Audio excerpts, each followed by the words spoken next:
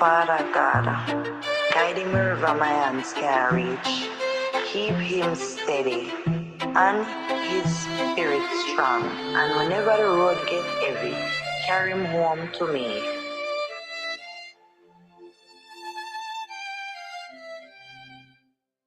Young man.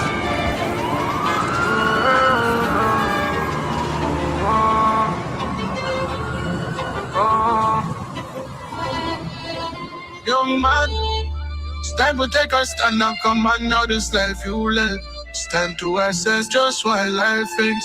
It's not a joke and I really hope that you understand. Young man, it's time to take a stand and come on now this life you live. It's time to assess just what life is. It's not a joke and I really hope that you understand. I can't tell you how to live, but I can't tell you how it is. When you live in life as a fugitive before you cross over the bridge into the world of badness, just know your heart free. Colder than a fridge or if you got dark times. Whatever you love, come on, but come and kill a granny out of birth. So if me show you these things, you still know about you. The coffin I go feature like a blood. Hello? Hope I'm not calling too late. No, man, you're good. What's going on? Since him father passed, the boy drifting. Wrong crowd, and I can't reach him. Oh, I understand. You always have him respect. Please talk to him for me. I will. Now worry yourself, man. I'll check him first. Thank you. Truly. Young man, it's time to take a stand and come on now this life you live. It's time to assess just what life is.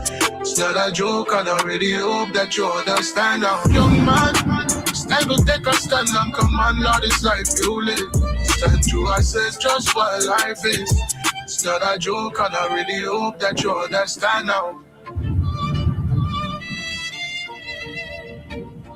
It's time to assess just what life is. It's not a joke and I really hope that you understand now. All your daddy is deceased, which means you have to lock it for your peeps. Work and get some money in your pocket that go peeps. If you're doing something wrong, you better stop it for your peeps. Or get carried in a casket by your peeps for the last couple of weeks. I know this will be you be hiding from the beast. The cloud of them are post up, so they wanted by police. Them catch up on our hands, them shoot first, we say the least. You all go left from my boy in the ring. Young man, it's time to take a stand and come on now this life you live. It's time to assess just what life is. It's not a joke and I really hope that you understand now. Young man, it's time to take a stand and come on now this life you live. It's time to assess just what life is. It's not a joke and I really hope that you understand now. Get to it all is the life that you live.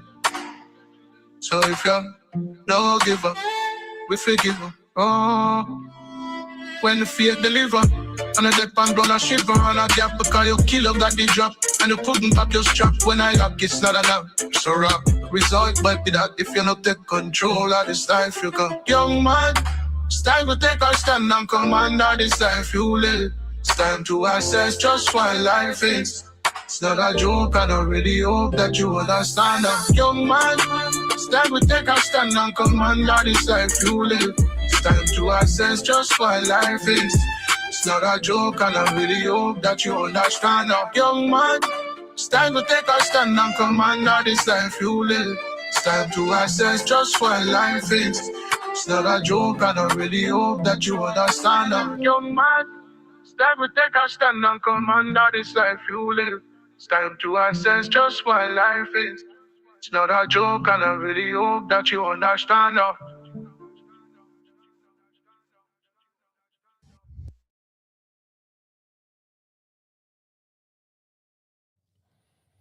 All right, everybody. What's going on? It's the Chop Up Podcast. I'm your host, Big V.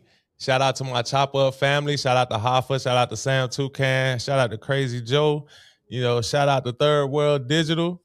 And shout out to everybody out there tuned in. If y'all don't know, that was Young Man, a new video just previously released by reggae artist El Fico.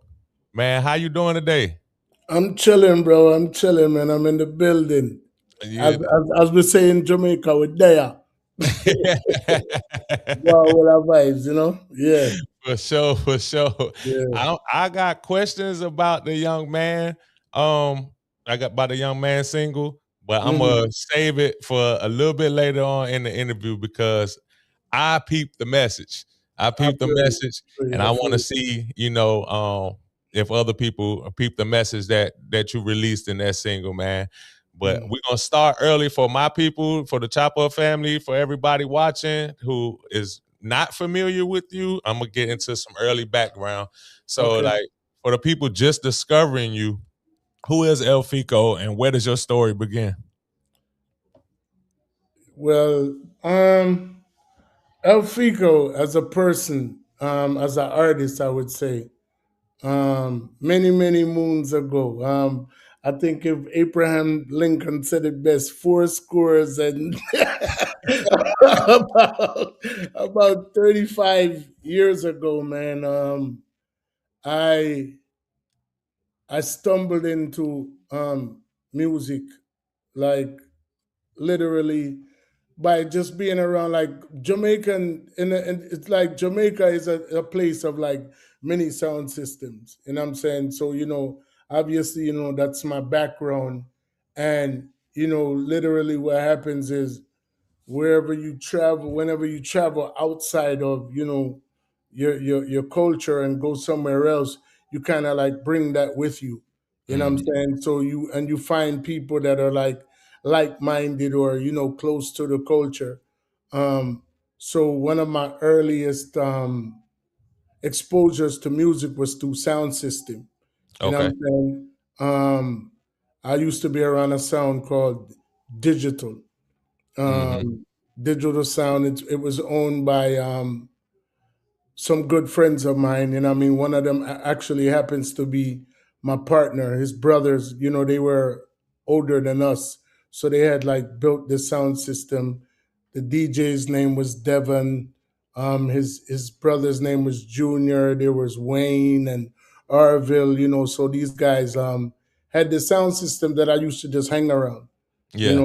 And they would be in this basement, and so like when I say every Jamaican in the city like would be at this house, bro. Their house was like a rest haven for like everybody, man. You see, it was like a car show, like it just was, everything was just happening there.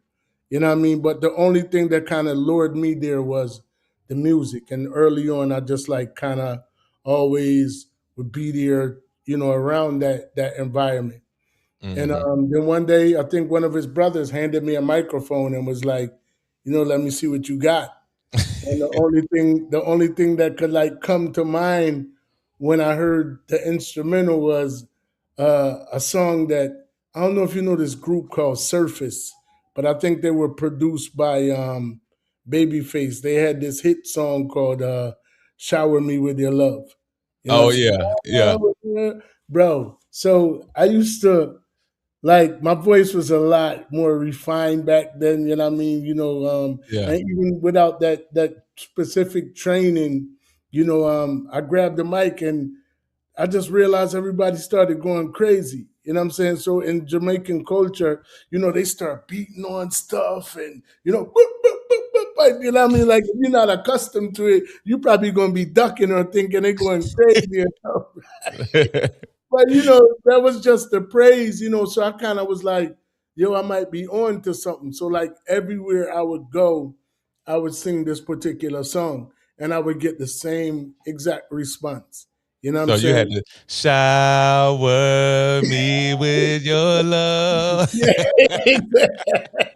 exactly. But and I would sing it, over any beat that they would give to me, you know what I'm saying? And it would just literally work. You know what I'm saying? Like, and I get the same response everywhere that I went. You know what I mean? So, I was like maybe 15 years old then. You know what I'm saying? And literally went from like different places. Then we, as kids, we started like sneaking out and going to places that we shouldn't have been, like the clubs. And back then they didn't really card you an ID. You just had to just know. So, yo, me and him are para. That's my Yeah, friend. I'm with him. You know what I mean? Like, yeah, so you get in everywhere, bro. You know what I mean? So I would go to all of these different spots, man, and this it was just one particular place called Magnum Force. You know what Hmm. I'm saying? And I had went to this is like a club, but like the owner was like an aspiring artist, you know what I'm saying? And like he had on like the big dope chains, and you could tell who was his girl for that night because they would be having on the chain too or whatever. You know what I'm saying? Yeah. He was like, all right, well, you don't talk to that one because she got on Magnum chain. So Right. you know what I'm saying? So like, when I kind of like figured out that, outside of that response that I got initially, when I started like traveling outside of my comfort zone and like going to like places like Magnum Force, like now I'm not just in my friend's basement, I'm actually around people that don't know me. You know what I'm Hmm. saying? And what I realized early on was that like in Jamaican culture, you got this thing called the person is like a mic shark. You know what I mean? So like they always want the mic. You know what I Right. mean? Like, so Magnum was the owner, he was the gate man, he was the bartender, he was the DJ. You know what I'm saying? But like everybody grabbed the mic, he let them do whatever they want to do. But as soon as every time I grabbed the mic, if he was serving somebody a drink, if he was collecting money at the door, he would just like run and stop and like just grab the mic out my hand and start singing or whatever. So I'm like, why he keep doing that? You know what I mean? So somebody was like, yo, because you're something better than him, bro. You know what I mean? So he don't want you like stealing his shine or whatever. And I couldn't understand that. That sounds like the movie Five Heartbeats when they taking the mic from each other and singing. Yeah, you know what I mean. So basically that went on, for a while, and it got to the point where we kind of like wore out our welcome around here. You know what I mean? Because it got to the point where he was just like blatantly like, "Yo, y'all can't even come in no more." It'd be like three people in there or whatever, and we like, "Yo, what's going on upstairs or whatever." It went from like him not charging us to him like saying it's a $25 cover charge to him like saying like, oh, it's too full to capacity, nobody, and it'd just be like him and like two girls up there, but he didn't want us to He just basically, I don't like y'all at this point. I just don't like exactly. y'all. Nah, you can't do it here. Go somewhere else. Exactly. So we had to find like other places to go, you know what I'm saying? But as time went on, I started to like hone my craft, you know Yeah. what I'm saying? And got away from like I would still sing covers, but I would like put my own twist on them. You know Yeah. what I'm saying? So I would like have a melody from like a hit song and then like start to put my own words to it. And that's like how I started to like develop a writing skill. You know Yeah. what I'm saying? So this story, this took place in Jamaica. No, this was actually in Philly. Like we all came here like very young. You know what I'm saying? Like, we've Okay. been here for like, man, I didn't have any like knowledge of music other than what I was listening to, growing up, you know what I mean, in Jamaica. But like my music career actually, like I said, I stumbled into it here. In Music literally tapped me on my shoulder and was like, come on, this is what you're supposed to be doing. Philly. Okay, so cool. So, but you were born in Jamaica though, Yeah, right? yeah. Okay, so how did being from Jamaica, how did that environment shape your music and worldview? Um, I want to say that, you know what I mean, like anybody that knows anything about like reggae music, traditional reggae music, it was always a music of substance. Hmm. You know what I'm saying? Like, even dancehall was a form of expression. You know what I'm Hmm. saying? So like more or less, you know, um, at the time, me growing up, it was a lot of social issues going on, elections and what I mean, things of that nature. So like, people that didn't necessarily have a voice, their artists was like their representatives. You know what I'm Yeah. saying? And I noticed that was kind of like the same with early hip hop too. You had the Public Enemies, the X Clans, and so they were like the voice of the people, and they were like the ones who kind of like stood up against the system. You know what I'm Hmm. saying? So like, it was a way to express yourself. You know what I'm saying? So I think you know what lured me to the music, and as far as I was always embedded in the culture, I mean, you can remove the person, but the culture is something that's born in you, so it's going to stay in you. So I think ultimately that kind of like channeled my energy to want to express myself, you know what I mean, through music. Okay. And what exact part of Jamaica where you from? Originated from Manchester, and Manchester. that's a country over in the countryside. On the countryside, so like by Ocho Rios? Not too far from Ocho Rios. I want to say maybe a good maybe 2 hours, two and a half Oh, hours. Yeah. okay. Okay. Wow. So what as a kid, like what were some of the hustles? Cause I've been to Ocho Rios and I seen just watching how everybody works. Everybody work. I'm talking about from 5, 6 years old to adult. Bro, Every, kids are like kids, in Jamaica are they like born grown, bro. You know what I'm saying? Like, you inherit like responsibilities like from a very early age. You know what I'm saying? Like, so it's like more or less, you know what I'm saying? Like you would have somebody like 3 or 4 years old, like babysitting like younger siblings, you know what I'm saying? yeah. Or like going out to, like you washing your own clothes, you know what I mean, from an early age. You know what I'm saying? Like it's so many different the culture is a whole lot different. You know what I'm saying? Like you kind of more or less gotta earn your keep. You know what I mean? Like it's kids that's like 4 and 5 years old that walk like miles to school, like with a group of other kids or by themselves. Like in America, sometimes stuff like that is like unheard of. Right, right. Like one of the things that I seen, we was on an excursion, and this guy, I guess he thought he could swim. No lie, it was the lifeguard had to be like 12 years old.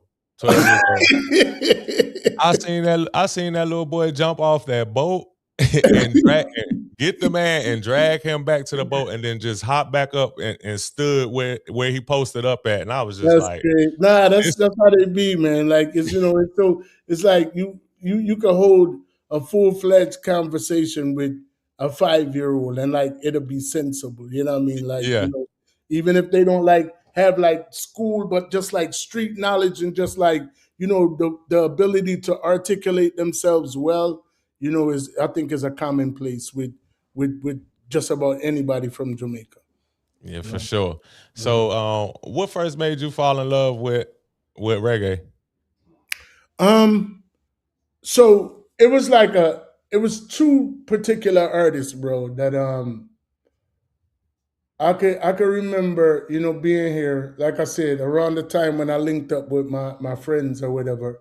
Um I was working in a family business, you know what I'm saying? My uncles had a store, and I would be in that store, and we would they had what was cassette tapes at the time. Uh You know huh. what I mean? Like, and then, I used to just go through them, because all of the music would come back from Jamaica, whether somebody like either sent it up or somebody brought it back. So I would always listen to like the sound systems back home or whatever, and like, I gravitated to that from an early age. And then Hmm. at one particular time, bro, I picked up this tape and I seen this guy on there, and his name was Shinehead. You know what I'm Oh saying? yeah. And bro, I listened to this tape, bro, and like literally, I heard this one particular song that was like, shine it, no all feature your better, no all feature shine. Bro, and bro, when I say I listened to it over and over and over, you know how Biggie said I let my tape rock till my tape pop. Yeah. And it was like my uncle's tape, bro, and I popped it. You know what I'm saying?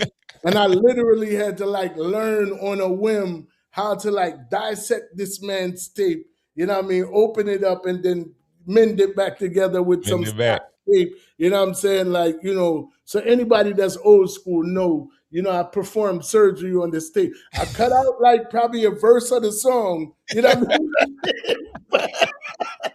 I put it back together, and my uncle he probably didn't even know because he was always Yeah.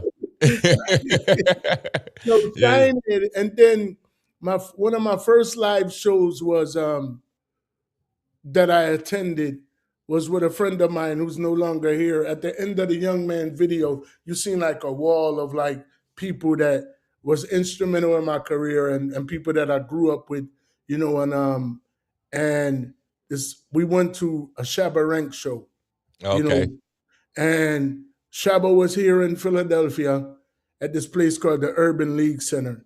And Mhm. he was the man, at this particular time, Kill a Definitely. Load of Girls, Ting-a-ling-a-ling, all Yeah. of the hits. So, the vast majority of people were there to see Shabba Ranks. And because he was the headliner. But it was this one particular artist, bro, named Sluggy Ranks. And he was just like from across the water in New York. Uh-huh. And bro, when he grabbed the microphone, like, I was happy to see Shabba and all of the other artists that was there, but it was just something about this dude that was like, yo, I just like, bro, I remember like this had to be like 30 something years ago. He had on like a velour suit with like some sparkles on it. And he got up there and he started singing, bro. And like everybody was like going to the bar to go do whatever. But I just was like so captivated by this dude to the Yeah. point where I like kind of like jacked his whole style. You know what I'm saying? Like, so he had this like most Jamaican artists have like a slur. So what we call a slur is like before you hear somebody start their song, all right, so like a slur is Sean Paul's Dirty Yo, you know what I mean? Yeah. Or you hear Mavado do what he does, or you know what I mean, or you hear like the older guy say butter bye, you know what I mean? So that was like that's what you call a slur. So Yeah. he had this slur that before he sing any song, he'll say, eat, eat. You know what I mean? Like, yo, bro, I started going everywhere saying it. I would like listen to all his music and just like remix it. Sometimes I would just sing it word for word. But bro, I got to the point where I sounded exactly like him. To the point where they started calling me like Junior Slug here in Philly. Hey, that's wild. What was his name again? His name was Slug. Sluggy Ranks. He Sluggy passed Rank. away maybe about like 10, 15 years ago. But as we proceed, I got the opportunity to meet him. I got the opportunity to work with him. I got the Yeah. opportunity to write for him. You know what I'm saying? So, it was a dream come true for me, having that opportunity. Oh yeah, that's dope. That's Yeah. definitely dope. Mhm. so so speaking of writing for people and doing music, do you remember the first time you recorded in the studio and what was that moment like? Okay, so we do a thing called dub plates. I'm not sure if you're familiar with that. Mm-mm. It's like personalized songs. I guess you guys kind of like call it drops, but it's like a whole complete song that you're dedicating to whoever the DJ is. Oh You see yeah, what yeah, I'm yeah. saying? Yeah. Yeah. So it's a customized version of, um I got driven up to New York with I drove up to New York with this one particular sound system called Thriller Atani. It was owned by a guy named Zonda and Twin Star. And John T was like the top selector in Philly at the time. And, at this time I was kind of like from sound to sound and people started to like get to know me or whatever. And, they wanted to record me.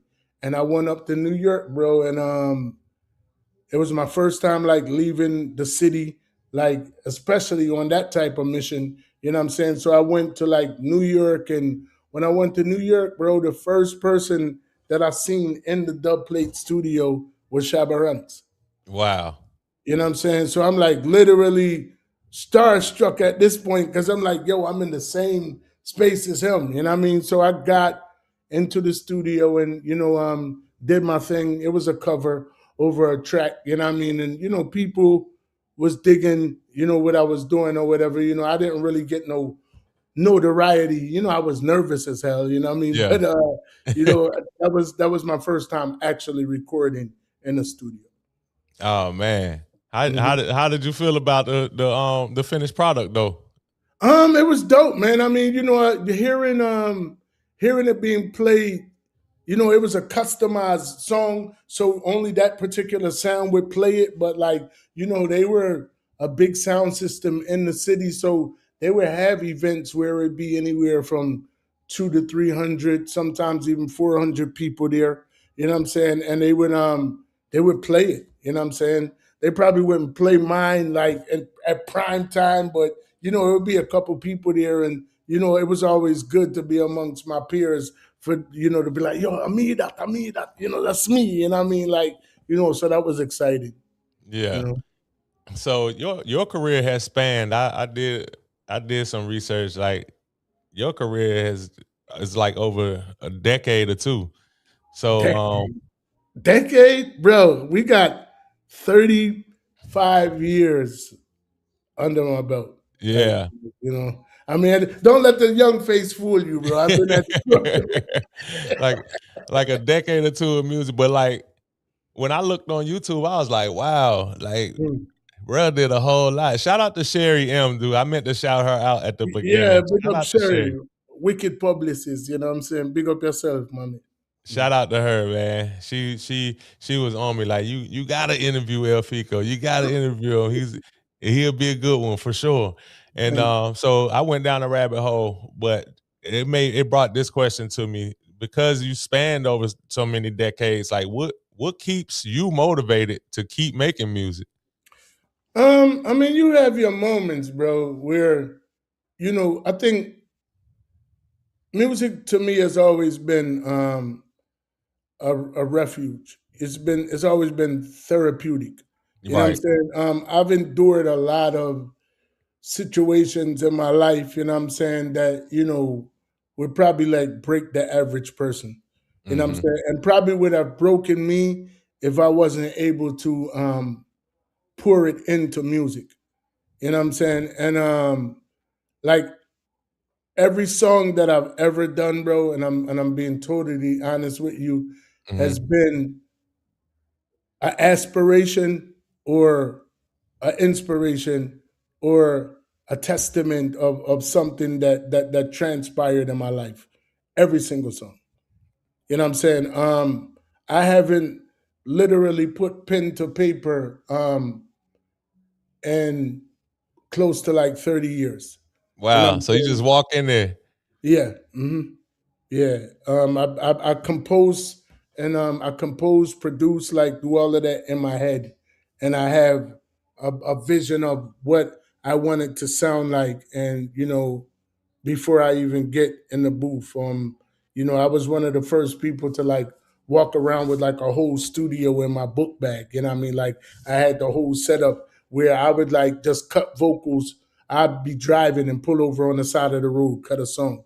I have a 9 to 5. I would like sneak off on my break and like lay a verse and then go back to my station and then come back and lay the other, like it's been that way for forever. You know what I'm saying? Like, so I think, the passion to and then I think my ability to touch people through music um keeps makes me feel as though, every day that I wake up I have a purpose. You know what I'm Mm-hmm. saying? I've seen me say something to somebody through song and it ultimately changed their life, you know what I'm saying, or change, a dynamic in a situation because of a song. You know what I'm saying? I think my ability to identify with the fact that music is more than just a beat, lyrics, a melody. It's also a frequency. And Right. frequency is something that channels an action.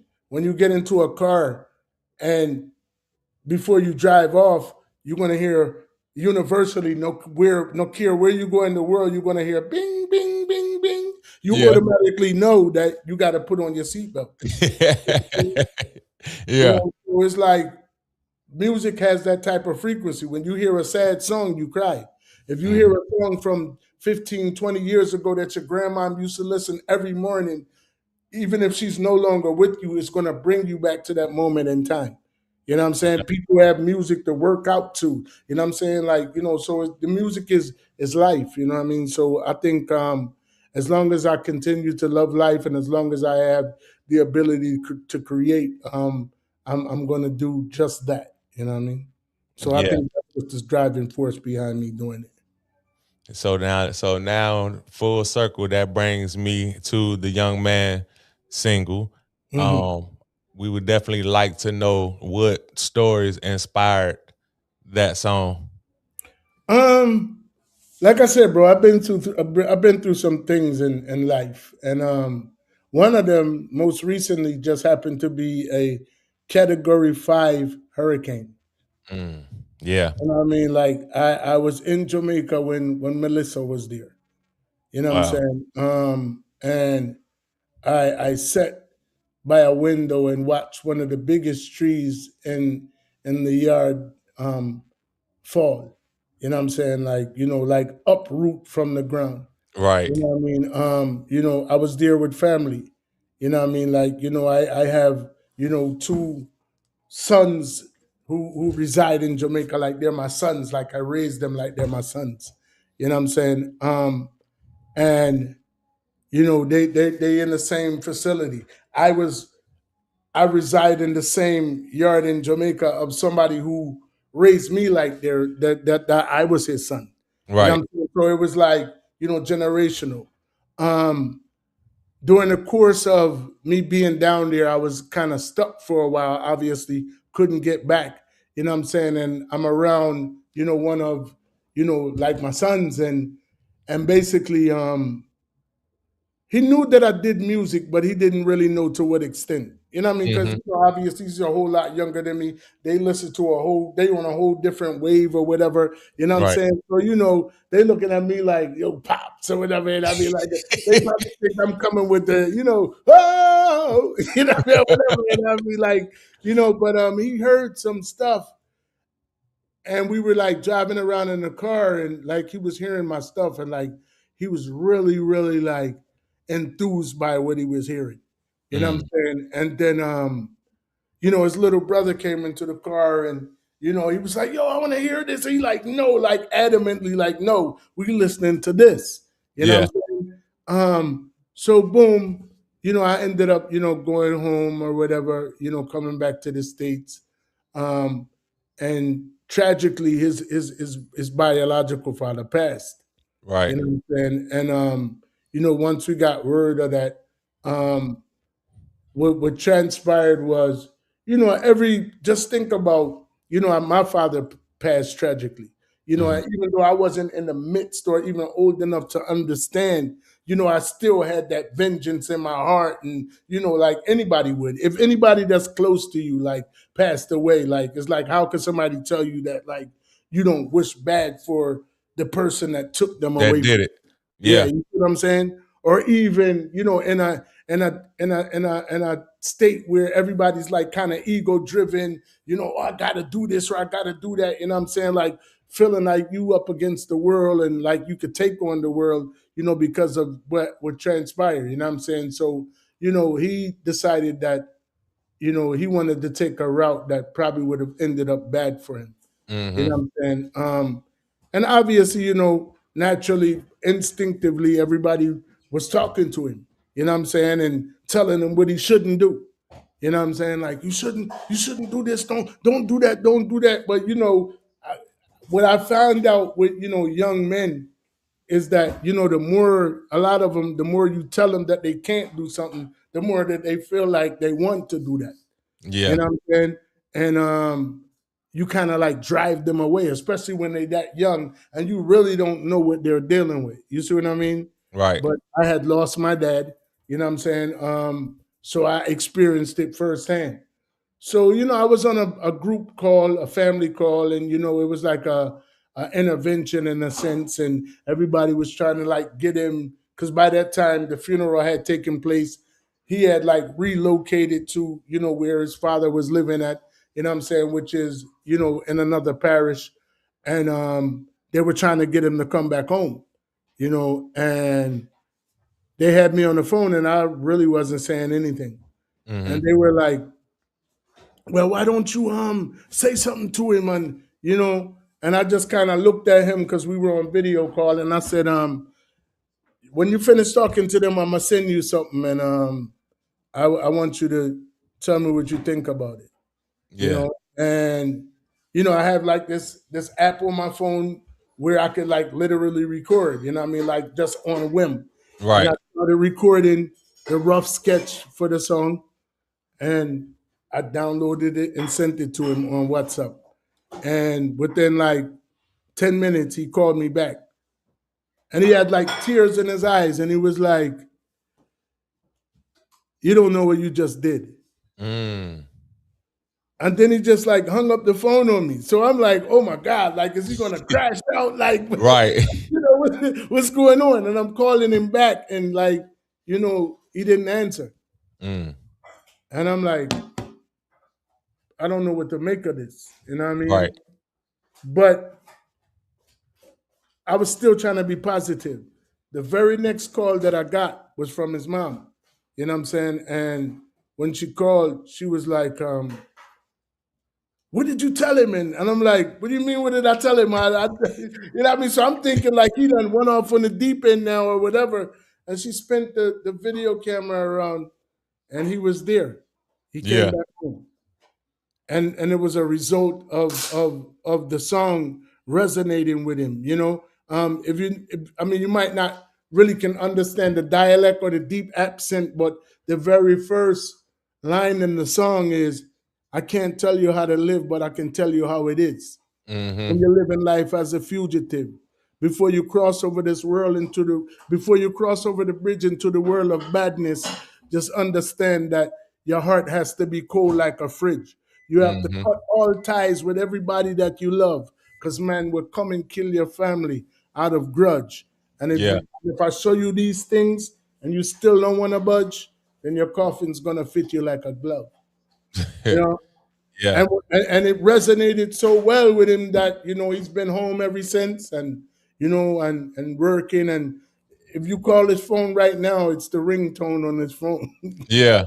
Like, so I guess that's his constant reminder, and I said, if it could resonate so well with, people from a whole different age bracket, then maybe I could get this message across on a wider scale, which was one of the reasons why I decided that should be my first single. That makes sense. That makes sense. And shout out to your nephew, man. Yeah. Because that's the one good thing about music too. Like, as far as us being like parents, uncles, dads, stuff like that, a lot of times when we try to talk to our kids or try to talk to the younger generation, it sounds like we're preaching. And so that, like you said, they kind of cut it off. They cut it off and not really listen to us. And like you said, it makes them want to do the opposite of what you said. Exactly. It makes them want to just go and do it because they think that they know something that we don't, not realizing I used to be you. Yeah. You know what I'm saying? And just in any situation and any facet of life, it's not what you say, it's how you say it. Yeah. You see what I'm saying? So like you figure, if you're in the wrong, like suppose there's a situation between me and you and you're in the wrong. If I come to you and I'm like literally like, you dumb, and I'm telling you that, you're not going to be so receptive to you being wrong. You're going to be offended by the fact that how I came at you. So you might not even take the wrong just because of how I came at you. You see what I'm saying? Yeah. But if I come to you and I'm like, bro, you know what? Maybe you should do this a little different next time. Or, if you did that, this is what caused that. You might even be more receptive to it, even as a grown man. So imagine if you're talking to somebody that think that they know it all. You know what I mean? So you got to present it to them in a way where I feel like they could be receptive to it. And it brings me back to that time when we were in the car and I seen that my music resonated so well with him. So God just moved me to say, yo, reach him through a song, and Right. that's exactly what happened. Yeah. So as an artist now, how do you balance the storytelling with creating something that people can vibe to? I always keep my ear to the street, and like I told you, music is a frequency. So Yeah. and in every aspect of life, you have to invoke balance. You know what I'm saying? You know what I mean? And you got to be able to listen. You know what I mean? One of my hardest critics, like I told you, is a friend of mine who he's not musically inclined. His only affiliation with music is being around me and just being a consumer. You know what I'm saying? But he's the one to be like, oh no, that song like whatever. You know what I mean? Like and like I told you, he has been like my guide since early on. Like I told you, he literally forced me into music. You know what I'm Yeah. saying? So like just listening to other people. I could listen to I think every song that we've ever heard that was a hit, as complex as easy as artists make it seem, and as complex as it may be, but just think about every song that was ever a hit. It was a very simple song, something that a baby could sing along to. You know what I'm Yeah. saying? So and I still utilize the same approach that I did with Young Man. I want to give you something that you're able to identify with. I don't just want to just give you something that what I mean, like I think you should listen to. I want to give you something that I think that you would want to listen to. So I'm always in that mindset whenever I'm creating. Cool. Man, I've been so locked in with you on this interview. I ain't even go to check out some of these comments, but it's kind of hilarious. Let me check out these comments real quick. All right, Man, no problem. shout out to my guy Ahmad. He said, "Man, the memories of cassette tapes." hey, because everybody had to perform surgery on a tape or two, man. They call in the professional world of editing, they call that splicing. When you go in there. Yeah, man, They definitely. call that definitely. splicing where you put that back together with the Scotch tape, put that back in, put it all together, and it might skip a verse, a couple of bars, but we back up and running with this tape. Yeah, Man. definitely. Hey, look, that's why we memorize whole projects, because we had cassette tapes. We ain't had time to skip. It had to play all the way through. When I started recording myself by using, the double deck, what I mean, you put it in, plug the headphone in, that's your microphone, and I'm recording, man, I got one of the worst beatings in my life for overdubbing my mom's Anita Baker Rapture cassette. She's like, and then all of a sudden she hear my voice in there, like, she's like, what the hell is this? You had to take the tissue to put it inside, like the holes in the tape, and put to be able to tape. Yeah. Man, she was playing it, man. I think it was like a cookout too. So everybody was grooving. Then all of a sudden they hear my little voice coming through. Out of all the tapes, you chose Anita Baker. No, I grew to love her like after I really understood her music, man. But at that particular time, I just wanted to hear myself. You know what I mean? And I was running out of tapes to tape over. And when one of my friends was like, "Yeah, you could just put Scotch tape over the hole, or just put paper in it, and you could tape over it." And I didn't really care at that point, but I cared after I got the repercussion. Oh my goodness, that is a wild story right there. I know you'll forever remember that. Every time Anita Baker come on, you gotta remember that. Definitely, especially Rapture, because I definitely got the Rapture. That's funny. One Mermaid World said, "Young Man is very deep." Yeah, and Zony's own music. Put the fire emojis up there. One Fico, Def Dem. Big up Zony, big up One Mermaid World, big up everybody. wherever you're watching from and wherever you're gonna be watching from. I've No, been for there. sure. So is the project Lifetime out already? Okay, is it- so all right. So the story with that album is all right, so many, I want to say about maybe 10, 13 years ago, one Mhm. of the people who was, like I said, instrumental in my development, decided that he wanted to dabble in like producing. He was initially a sound owner from like way back when. And, probably around 10, 12 years ago, he wanted to like get into producing. Mhm. So he linked up with Scatta. I think his name is, well, he's the lead singer for the group Inner Circle. So Inner Okay. Circle is most known for the theme song to Cops. Bad boy, Bad bad boys, boy. bad boys. Yeah. You know, so we went up to their house in Jamaica. I flew in on a Friday. Mhm. Like I said, this was like 10, 12 years ago. I flew in on a Friday and recorded a whole entire album with a live band from Friday to Sunday, and I was on a plane Monday. You know what I'm Wow. saying? Like, recorded it, left. I was working, like interfacing with a lot of different people at that time. So at this time, I'm like, my career's taking off. I'm doing a lot of different things at that particular time. I'm doing mixtapes.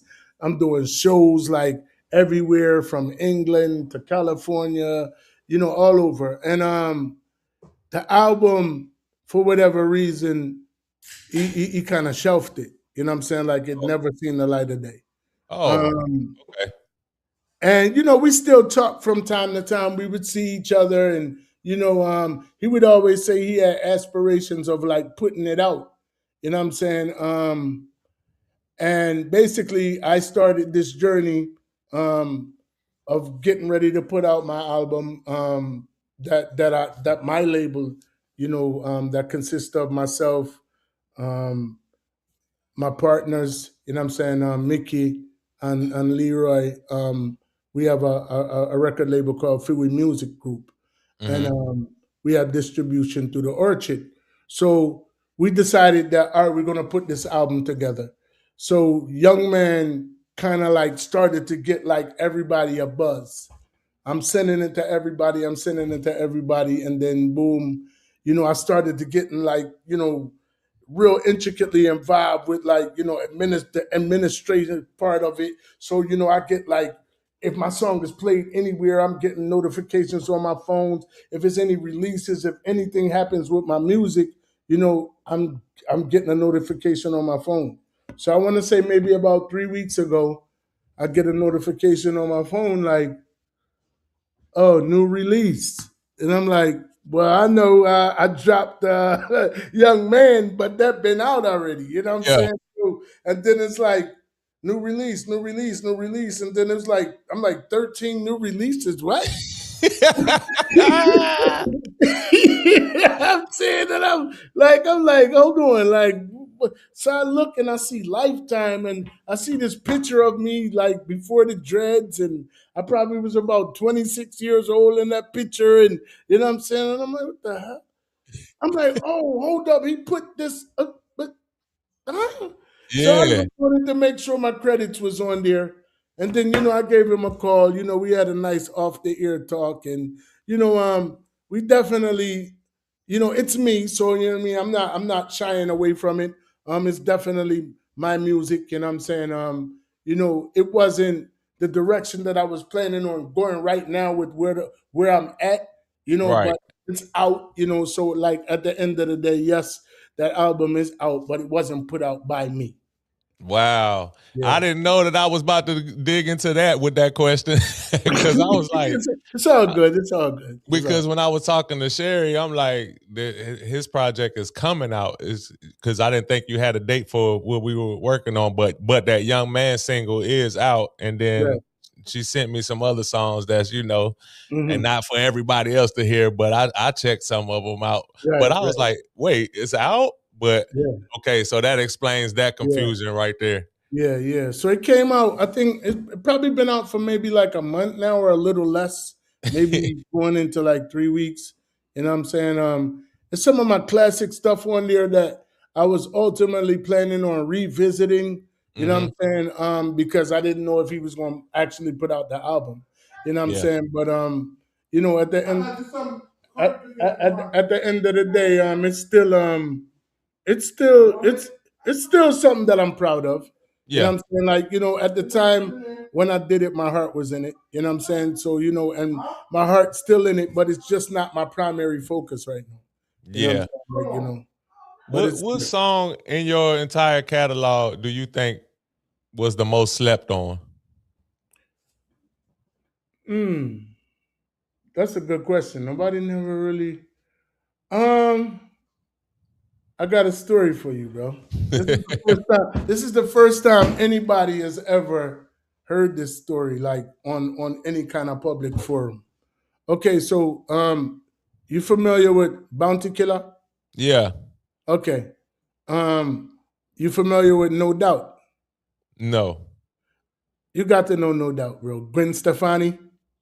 Oh, the band. Yeah. Yeah. I thought you was talking about a particular artist. Yeah. Nah, Gwen yeah. Stefani and No Doubt. Yeah, Don't yeah. Speak.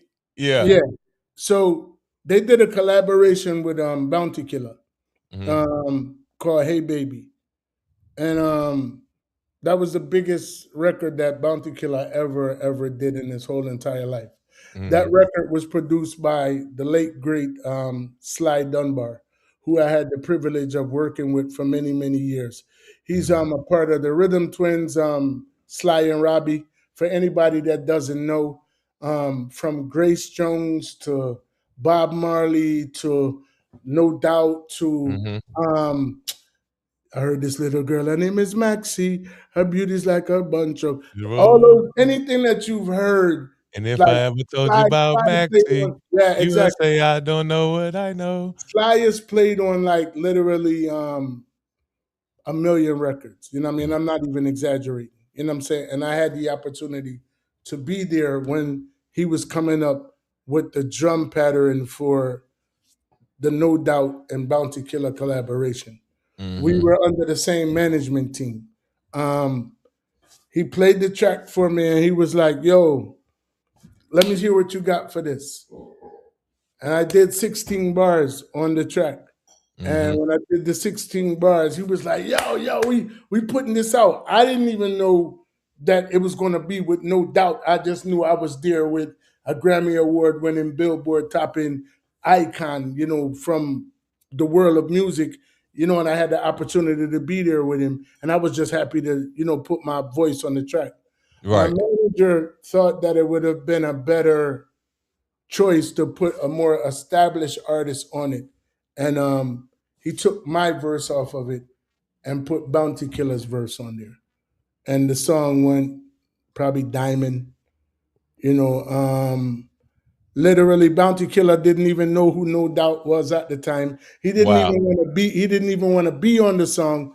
And you know, Jamaicans, you know, we have this culture where, you know, we kind of like don't like certain things. He was in this feud with Beanie Man at the time, you know, but you know, it was a cultural indifference where No Doubt, if you watch that video, they had like a naked man running in the video. And Beanie Man was like teasing Bounty Killer about it to the point where he didn't even want to align himself with No Doubt because of that and because of whatever money situation. That same album, Lady Saw did a song on it as well called Underneath It All. And if you watch Underneath It All video, as a result of the feud between Bounty Killer and No Doubt, they said that they would never work with any more Jamaican artists again. And they didn't even put Lady Saw in the video, even though the whole entire album went diamond. Wow. Yeah. Yeah. But when I think that's, even though it wasn't released, I think that was like one of my most slept on songs, you know what I'm saying? Because you had the ball in your court, you were my manager, you were supposed to like make that go through, you know what I'm Nah, saying? for Like, you sure. know, For Because sure. no doubt alone would have sold the record. So at that point, they just wanted like a Jamaican flavor. So it really wouldn't even have mattered who was on the record. You know what I'm saying? Like, because they were already, platinum selling artists. Man, that is crazy. Mm-hmm. That's great. So let me ask you this. Let's say your verse goes through, your manager does make that happen, and that video comes out and it's a naked man running through there. Would it be the same effect? Like, I feel like artists would have came for you in that aspect. I mean, so I think it was a little different from me because my career started here. Okay. You know what I'm saying? Yeah. So I mean, and I wasn't in the middle of one of the biggest feuds that ever like took place in a dance hall. I mean, the only thing that would even like rival that, them dudes was beefing for like 10 years. Like that was our popcorn moment. Like Bounty would drop a song, Beanie would drop a song. You know what I'm saying? The only thing remotely close to it was the feud between Movado and Vibes Cartel. Yeah, that was crazy. That was a crazy one. I remember that. Yeah, you see what I'm saying? So, I wasn't in that environment. I mean, and my career, like I'm a true artist. So with my career starting here, I wasn't in the belly of the dance hall. I didn't grow up in Jamaica per se. You know what I'm saying? So I always kind of like looked, my approach to music was more or less that I was a world music artist. Okay. Like my first song that was ever released with me, my first two songs were reggae hip hop songs. So I didn't start to do like dancehall. I didn't do my first dancehall song until I actually traveled to Jamaica in 2000. And my career started in 93. So I didn't become I didn't have an official dancehall record until 7 years after my music career started. I mean, I always had, stayed true to my roots and had like reggae flavor, but like I was doing music that my friends, some of my peers used to laugh at. You know what I'm saying? My first song, my first official release was called the Donkey Song.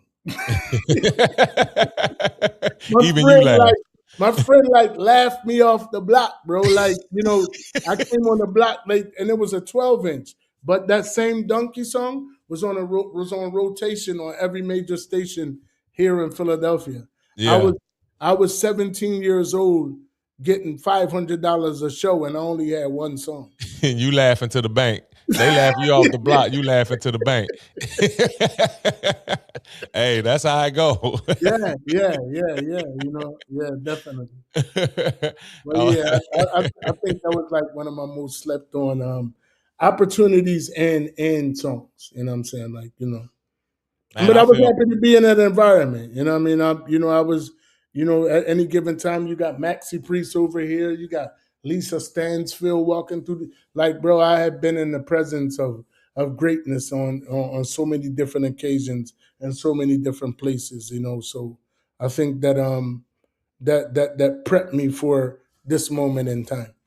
Yeah, no doubt. Man, I'm honored that story has been told on the Chop Up podcast, and that question was never asked to you, man.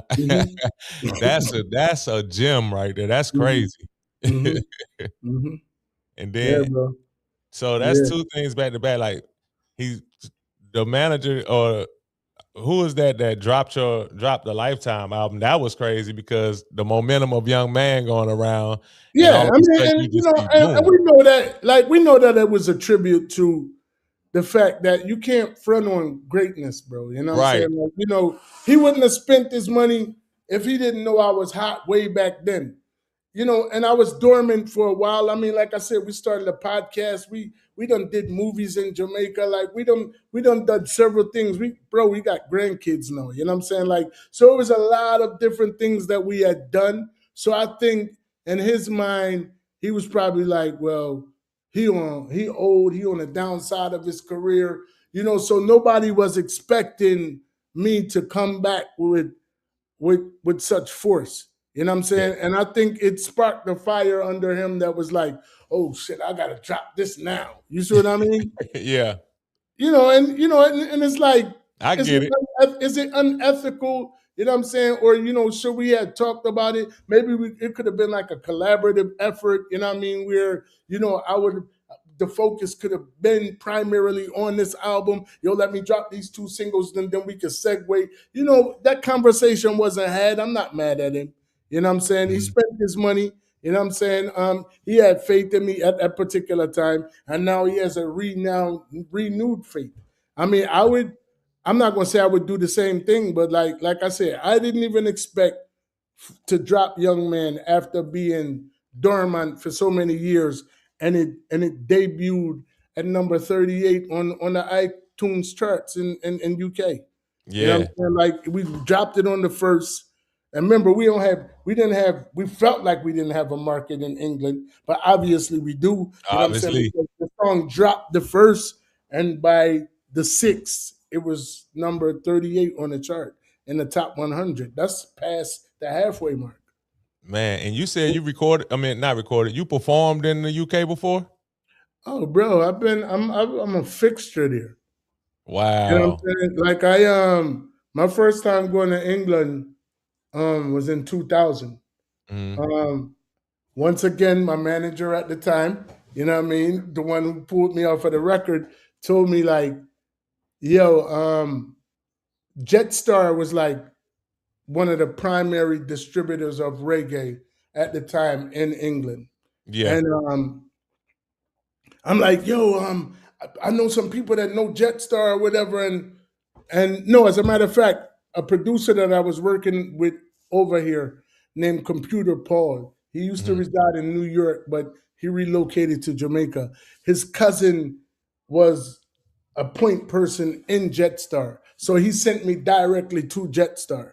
You know what I'm saying? So when I told my manager, like, yo, I'm going to Jetstar, you know what I'm saying, to record some songs, you know what I mean? He's like, yo, man, that's a waste of time, man. Don't do that. And you know what I mean? Like, they don't pay money for their songs or whatever. So you just basically gonna be, doing whatever. And I'm like, Right. I was that young man that if you tell me something, I'm gonna do the opposite. You know what I Yeah. mean? So, I'm there. I was staying in a place called Hammersmith. You know what I'm Mhm. saying? And the two hoodest places in London is Brixton and Harleston. You know what I'm saying? So this lady named Louisa Mark, she was like a childhood uh like prodigy at the time. She had this big song, she was almost like Dawn Penn, but England version, an English version of Dawn Penn. Yeah. Dawn Penn is no, no, no. So Yeah. she had a big song back then. So she was like, yo, I'm going to bring you to Jetstar once she told me I was an artist, because I was out there on family business. I didn't really go there to record, but Computer Paul had gave me a hookup, so I wanted to get there. She already had locked in too. So I'm like, all right, I got somebody from up top sending me, and I got somebody down here that could actually take me there. She was Yeah. like, yeah, I'm going to come tomorrow and bring you to the studio. So I sat there for the whole day. Here it is. The family done went to see all of the sites. They went to Buckingham Palace, Green Park. They went everywhere. And I Yeah. was sitting in the house waiting on this lady to come, and she never came. So I picked up the CD and I looked at it. Remember, I'm not from England, bro. This is my Right. first time getting on the train or whatever. I looked at the address and I got up and found my way to Brixton, which was a hood, but Alston is on. So I'm like down there, like asking people, like, yo, where's the studio at? They're like, mate, you're already on the other side of town. You know what I'm saying? So I had to like get back on the train, and then I got to Jetstar in Harleston. By the time I got there, I walked in the studio, and the guy who Computer Paul actually sent me to, who was in charge of the studio, was standing there. So when I walked in, he's like, can I help you? You need something? You good? I'm like, yeah, Computer Paul sent me, to meet Danny Ray. He was like, oh, well, I'm Danny Ray. You know what I'm saying? But, it's his cousin, so I'm there on the strength of him. You know what I mean? Bro, Freddie McGregor, who's like next to Dennis Brown and like all of the top reggae artists, was actually recording in the studio that day. And he was fresh off tour from Belgium. Mm. God was on my side that day because he had a sore throat. You know what I'm saying? So when I walked into the studio, Danny Ray was kind of like reluctant. I knew I probably would have had to wait till like the end of the night. He probably would have even told me to come back because, like I said, he was just doing it on the strength of his cousin. Um, but Freddie McGregor was like, "Yo, we don't kill champion, we raise champion. So let's hear what the youth got." So he Yeah. sent me into the booth, bro. And when he sent me into the booth, he played the track, and it was Mafia and Fluxy and all of these top engineers and top producers there. And I went into the booth and I sung the song. And when I walked out the studio, everybody was sitting there like, so I'm like, what? Y'all want me to do it over? They're like, do it over, man. You're not gonna touch this. One take, bro. One take. I'm not even exaggerating.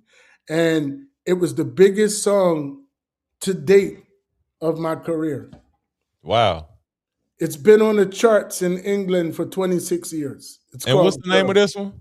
It's called Girl. Like if Called you Girl? look it up right now, it's there. Like it's called Girl. It's on a compilation called Run the Rhythm Selector. Okay.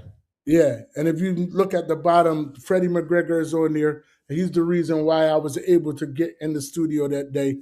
And obviously Danny Ray is the producer. His name is at the bottom of the record as well. But yeah, that song was my most notable song to date. Wow. You know what I'm saying? Yeah, like on a worldwide scale. And Yeah. I think it's a tribute to why Young Man want number 38, because I couldn't understand it. But like people in England buy records different from how we buy records here in the States or They even listen in different. America. They really respect their legacy artists. So Mhm. people like Louisa Mark, that's why she had such stature. Remember, she was a childhood star, but she had that big song, but they just embraced people. So I think they were literally not saying like waiting for me to drop 26 years later, but I had staying power, on those charts for all those years, and then I had the opportunity to collaborate with artists who have actually collaborated with again on one of those singles that you have, Mhm. Apache Indian, Oh who yeah. who is like huge in the Asian and British market. Like he sold 10 million records worldwide. Oh wow. You know what I'm And saying? yeah, And I do have that one. I I definitely literally got that one picked in up the the clip. phone and called them and was like, "Yo, Patch, I got an idea for a song. I'm working on an album." And within 2 days, I had his verse and the Wow. files That, and that everything. just goes to show. And I'm gonna go to the comments because I think, let me see who said it. Oh, Zony Zone Music. He said, that just goes to show that great music never dies. Stay Yeah, ahead of man. it. Respect Zwani. Big up Father Zwani. hmm Nah, Yeah. for sure. hmm So let me ask you this. What keeps you grounded outside of music? Um, Family. You know what I mean? The love for my family and just life in general, bro. I mean, I've had so many people that were close to me who either have been ripped away from me or have unfortunately went on to the other side. You know what I'm saying? So every day above ground to me is a blessing. You know what I'm saying? And it lets me know that my purpose here is not fulfilled. You know what I'm saying? So that keeps me grounded. A lot is to be said about the cruelness that happens in the world, but there's a whole lot more kindness that's never mentioned.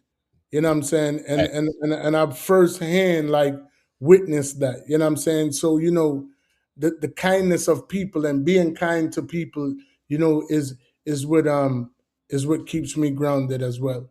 You know what I'm saying? It's wonderful. I have a song called "It's Wonderful to Be Loved," and it's so wonderful to be loved and to give love. You know what I'm saying? Like, Yeah. So When people talk about El Fico 20 years from now, what do you want them to say? I can't believe this old dude like really came back. Nah, bro. Um,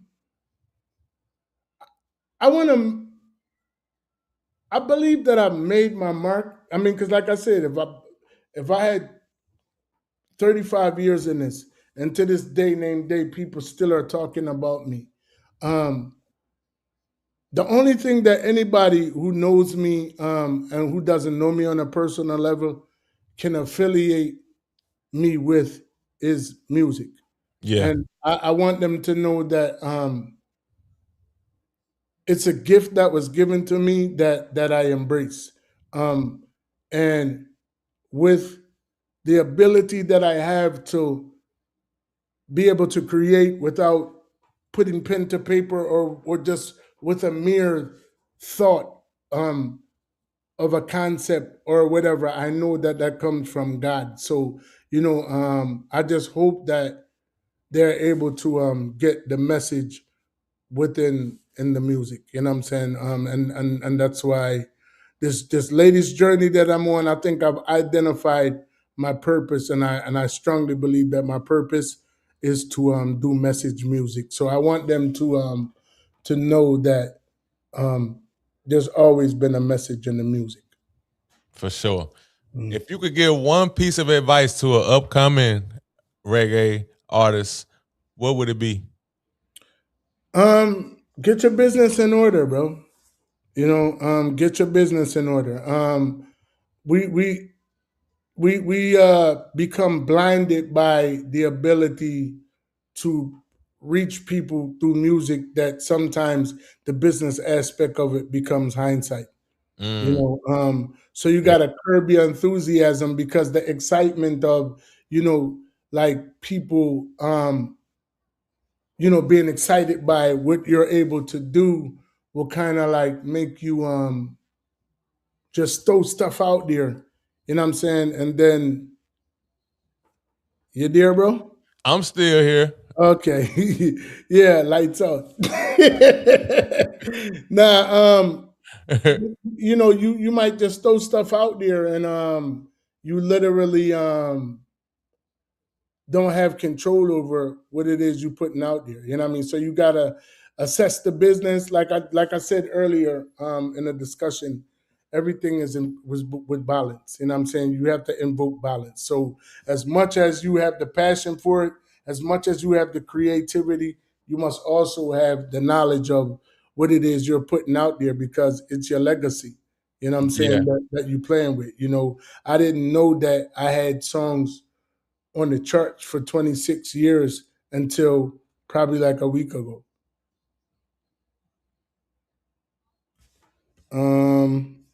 I'm not sure if he lost connection, peeps, but I guess I'm still on screen. So I'm not really sure what yeah. You there? Okay, I'm not hearing you.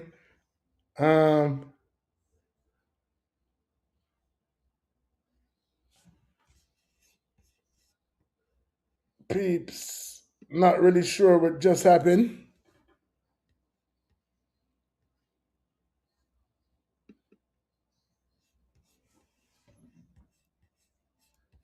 But I'm here. Yeah, man, big up on yourself, man. Everybody with there and take the time out for come with our vibes. From the overall settings podcast to the chop up. You know what I mean? So yeah, big up Sherry, big up Mermaid World, big up Miss Bridget, big up Father Zoni. Hey, can you hear me? Yeah, I can hear you now. Oh, okay. Your background is going too. Yeah, I know. Okay. I was Okay. just like, forget it. Forget it. I got to bring it back up. It's all good. It's all good. It's all good. It's all good. Yeah. But Yeah. I was gonna ask. See, I was gonna ask you though. What is the you just answered the advice thing for the younger reggae artists, Mhm. right? While I was trying to get our cameras back on, but I was gonna ask you, what's next for El Fico? Okay, so next Next month we have two singles dropping. We got one dropping on the 10th, the and which is Love Seems Far Away. Hmm. Very talented artist by the name of Kayvon Lewis. Once again, my good friend Mickey gave me some input. It was a concept that we developed years ago, just me and Kayvon at that particular time.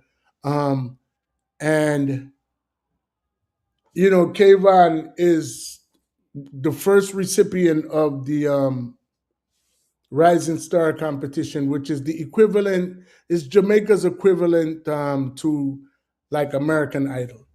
Okay. You know what I'm saying? So it's like Jamaica's Idol. You know what I mean? Like they really big show. The recording artist gets a recording contract, gets a single, gets a video.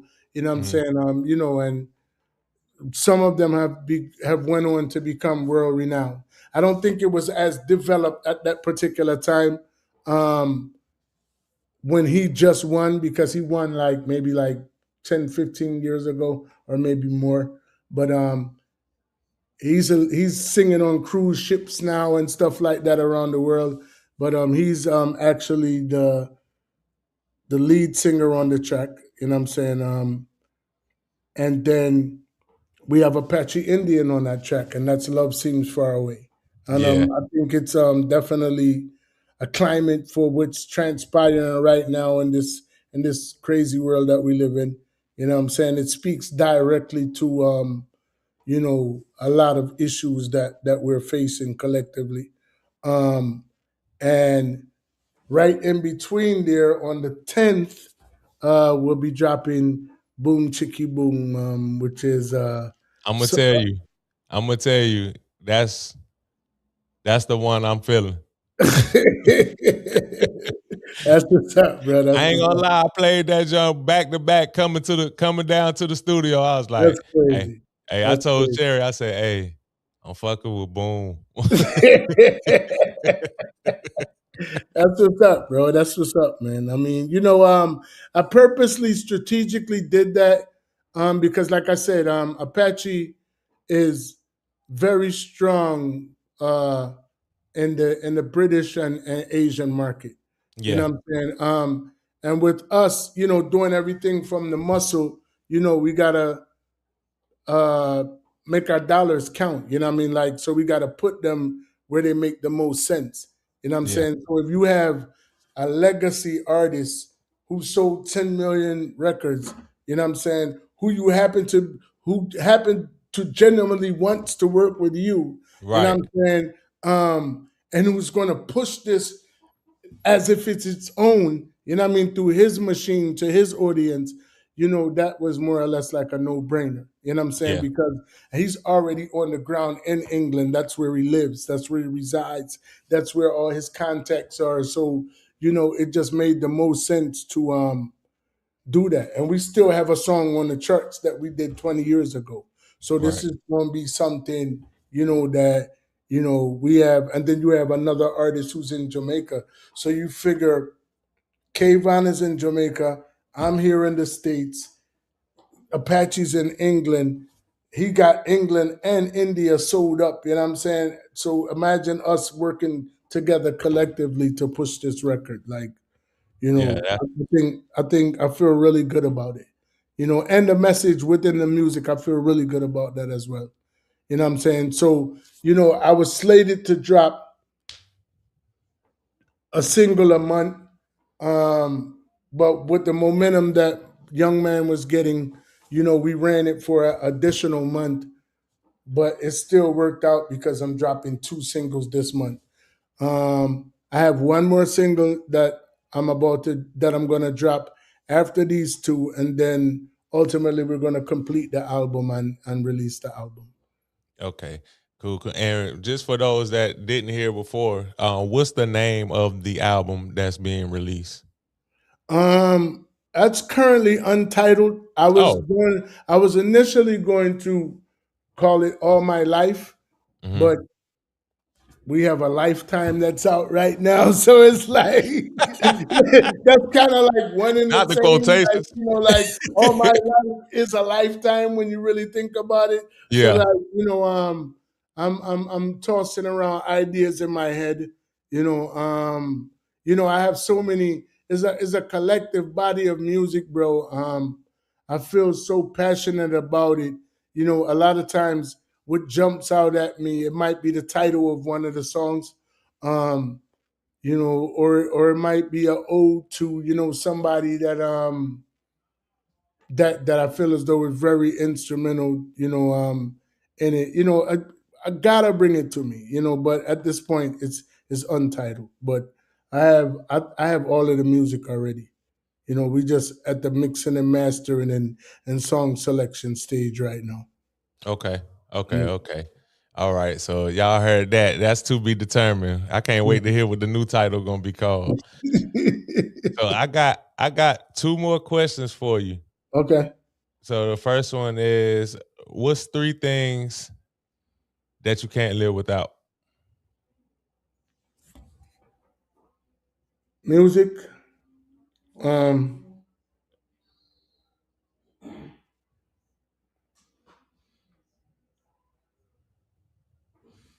it's like, bro, that's a very tricky question, Mm-hmm. and I'm gonna say that to say this. When you've lost as many people as I have, what I'm saying, one of the closest people to me was my mom. I Mm-hmm. mean, I just lost my best friend. I lost a brother. I'm saying, I lost so many people along the way that I would think that they would want me to continue living and to continue doing what I'm doing. So, I can't say that I can't live without the people that I love, because if I was to go, I would want them to go on for me and carry on my legacy. You see what Mm. I'm saying? So I would say music is at the top of the list. Okay. Um, I would say someone to people to play that music for, so that the message can resonate. You Okay. always want a listening ear. You know what I mean? Always want to be able to heal somebody through music. Um, and life itself. Okay. No wrong answers. So Mm, that's what's up. mm, And that was different, and I appreciate your point of view on that. mm. Okay. Last question, and don't put too much thought in it. This is like a rapid answer type of thing. Mhm. Dance hall or reggae? World music, bro. I mean, but if I had to choose one, I would Yeah. probably say reggae. Okay. Mm, All right. yeah. All right. This pretty much wraps up the interview. Listen, El Fico, Salute. this was amazing, man. Thank you, Like bro. Thank you. Thank you. this Thank was this was good, man. I don't know about what you said about other people. Say you talk a lot, but I definitely enjoy you. back and forth because I don't like one-way conversations. So Right, I right, enjoy right, elaborated answers when I'm asking questions. And right. this was amazing, bro. I Thank look you, forward bro. to actually doing it again. We should circle back around when your Oh yeah, project actually most drops. definitely, bro. I mean, yo, it's gonna be and we both have platforms, and it's definitely things that we could do for each other. You know what I mean? We could definitely talk that up, to help each other grow. You know what I mean? Because at this point, man, one of the reasons why we even started this particular podcast is because I'm so tired of the traditional news and the way that it's given to you, because it's like literally meant to brainwash you. Like, Yeah. I like your technique, and it's the same technique we use. We do everything live, so it's like it's nothing. You know, Edit it out. Yeah. you're getting raw. You're getting You're getting everything the raw raw and uncut, man. for sure. Yeah. So continue doing what you're doing, bro, and in any way, shape, or form that I could be of assistance in that area. I'm definitely there. And I know a lot of talented artists. One of them is on the live right now. Zony Music, and I mean, I think he's down there in Florida too. You know what I Oh, mean? Like, and he's doing his thing. You know what I'm saying? So that's probably somebody that you might want to talk to, and they're not so distant. that's a bet. Yeah. That's a bet. I'll definitely tap in. I'll definitely tap into Zony's own music, man. Yo, This is the thanks for Chop Up having me, bro. Podcast. Make Appreciate sure it, y'all bro. subscribe to our YouTube page, the Chop Up Podcast. On Instagram is also the Chop Up Podcast. On TikTok, it's the Chop Up Podcast LLC. And on Facebook is also the Chop Up Podcast LLC. I'm Big V. We had El Fico on here. Y'all make sure y'all check out. Go down his whole music catalog. Go down it all. Go down the rabbit hole. Like we said, decades of music. So check that out. And then y'all let us know what y'all think in the comments, and make sure that y'all run these interview numbers up. Remember, next time. stream, young man. Remember that on May 27th, which is next. What I'm talking about, May 27th. Well, March, which is March 27th. March 27th, which is next Friday. You'll be able to pre-save "Love Seems Far Away." That's Kayvon. That's Apache Indian. That's myself. You know what I mean? You'll be able to pre-save that. It's officially released on April the 17th, and then Boom Chicky Boom is gonna be dropping. No pre-save, just go out and go get that on the 10th. Oh yeah. And we're gonna have visuals. We're gonna have visuals for both of them. Yeah. We're gonna have visuals for both of them. Let's do it. All right, man. Till next time, bro. Much love. Thank you for having me, bro. Respect. And we out of here. All right. Oh.